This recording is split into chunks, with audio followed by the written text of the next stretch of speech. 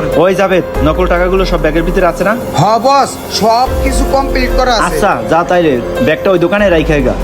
আচ্ছা আচ্ছা, আমি দোকানে ব্যাগটা লাইখাইতাছি। হোর নাজমুল, তুই কোনো ভয় পাস না, যা করার আমি করবো, তুই শুধু দাঁড়াই থাকবি। আচ্ছা এই ঠিক আছে। দোকানটার কথা তো কইলো, যাই।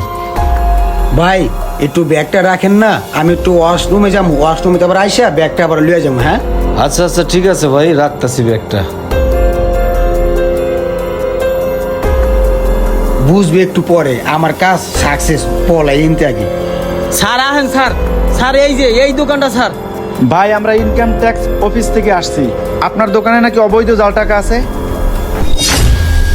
স্যার আপনি এগুলো কি বলতেছেন স্যার? আমি সেই শুরু থেকে আজ পর্যন্ত সততার সাথে ব্যবসা করতেছি। আমার এই পর্যন্ত কেউ কখনো বলতে পারবো না আমি অসৎ কাজ করছি। আমি তো স্যার অবাক হয়ে যাইতাছি, আপনি এগুলো কি বলতেছেন? ওই মেয়া অত কথা বললেন না, চেহারা দেখা মানুষ যাচাই করা যায়, চেহারার ভিতরে অনেক কিছু লুকিয়ে থাকে। এই নাজমুল, যা তো চেক কর দোকানটা।